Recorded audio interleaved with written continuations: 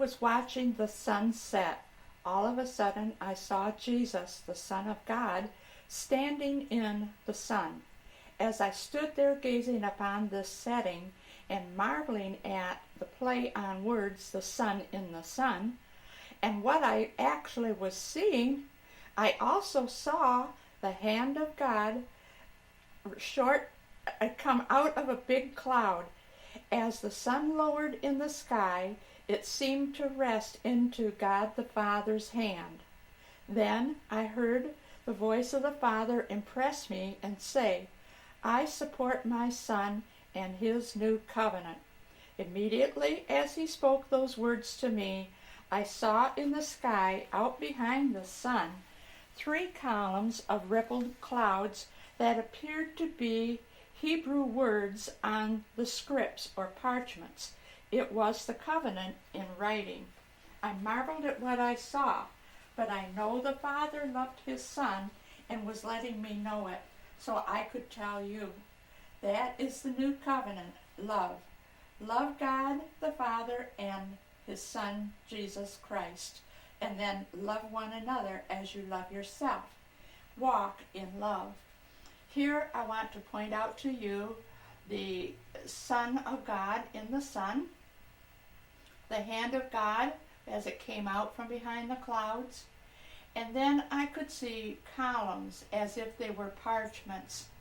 And these words that were written in the clouds were that of Hebrew script. And I was amazed at what I saw. God shows me very distinctly detail, and he means every word he speaks. It's perfect. In the book of Hebrew is the understanding of the new covenant. Allow me to share that understanding with you. It says in Hebrews chapter 8, verse 10, For this is the covenant that I will make with the house of Israel after those days, saith the Lord. I will put my laws in their mind and write them in their hearts. And I will be to them a God, and they shall be to me a people. And they shall not teach every man his neighbor and every man his brother, saying, Know the Lord, for all shall know me from the least to the greatest. For I will be merciful to their unrighteousness, and their sins and iniquities will I remember no more. In that he saith a new covenant, he hath made the first old. Now that which decayeth and waxed old is ready to vanish away. Then verily the first covenant had also ordinances of a divine service and a worldly sanctuary made by the hands of man. And I want to jump down to verse 8. The Holy Ghost thus signifying that the way into the holiest of all was not yet made manifest, while as the first tabernacle was yet standing, which was a figure for the time then present, in which were offered both gifts and sacrifices that were both that could not make them that did the service perfect as pertaining to your conscience, which stood only in meats and drinks and divers washings and cardinal ordinances imposed on them until the time of Reformation. Verse 11, But Christ, here is where the change comes. But Christ being come, a high priest of good things to come, by a greater and more perfect tabernacle, not made with the hands of man, that is to say, not of this building, neither by the blood of goats or calves, but by his own blood, he entered in once into the holy place, having obtained eternal redemption for us. The blood of bulls and goats and the ashes of a heifer, sprinkling the unclean, sanctified to the purifying of the flesh.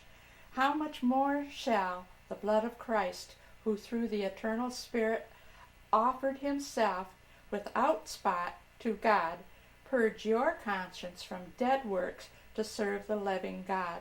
And for this cause he is the mediator of the new covenant, that by means of death, for the redemption of the transgressions that were under the first testament, they which are called might receive the promise of eternal inheritance. Now, I want to share with you then Hebrews chapter 10, verse 16. This is the covenant that I will make with them after those days, saith the Lord. I will put my laws in their hearts, and in their minds will I write them, and their sins and iniquities will I remember no more. When he writes them in our heart and in our mind, that's so that we will not forget them. Okay? He did not do away with them. He fully intends for us to observe and obey and respect his laws and his judgments and ordinances and statutes. But Jesus is our mediator and our sacrifice for sin. Understand that he has given us the new covenant, and when we will walk in love as he has commanded us, it will cover a multitude of sins. Pray that this blesses you.